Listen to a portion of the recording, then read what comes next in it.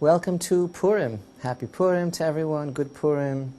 You know that Purim is absolutely the happiest day of the year.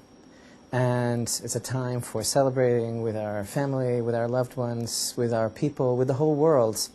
And it's really a very great mystery why this day is so special. Purim is absolutely considered by our sages to be the highest day of the year. In fact, even Yom Kippur is considered to be only a day like Purim.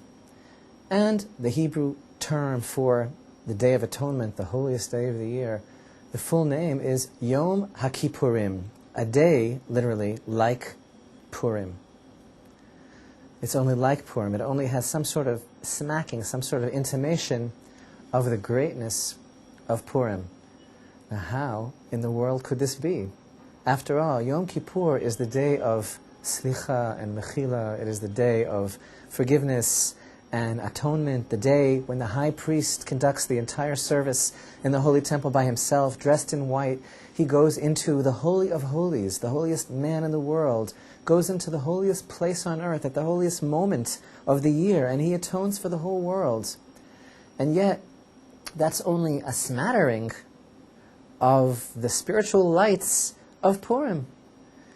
Indeed, Purim is the only one of the holidays, according to the mystical teachings of our sages, it's the only one of the holidays that will continue on for all eternity.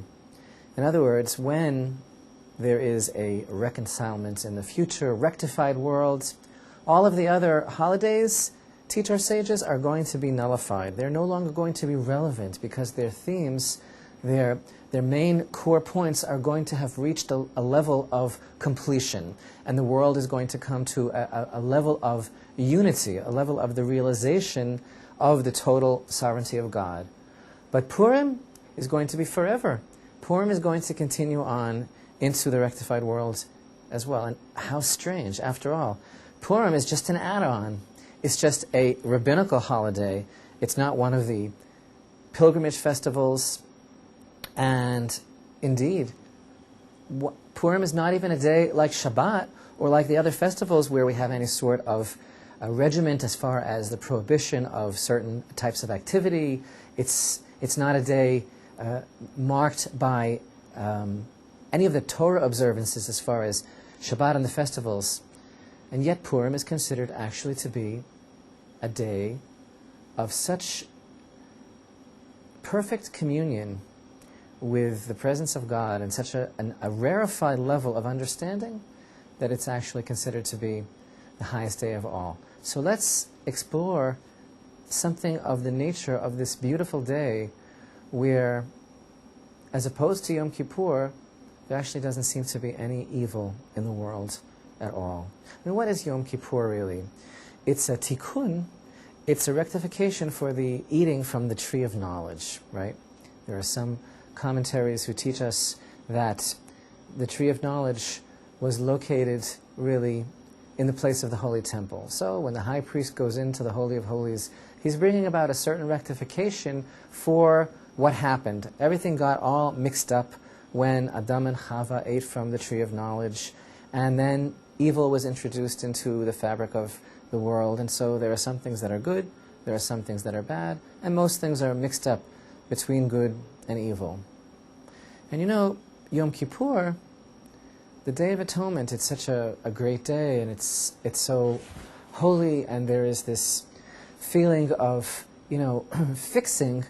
But on Yom Kippur, actually, what we're really doing is we're making a certain kind of compromise, and we are realizing that there is evil in the world. Okay, we're like angels on Yom Kippur, we're forgiven for everything, and we start all over again. But we have the scapegoat, which we send off, and which takes with it, a certain degree of this negativity. Well, in Purim, there is no need for a scapegoat to be sent off, this Se'er L'Azazel. It's as if that on Purim, Hashem sees no evil at all. It's some sort of rectification at the root of the matter. And this is one of the reasons why we say it's even higher than Yom Kippur.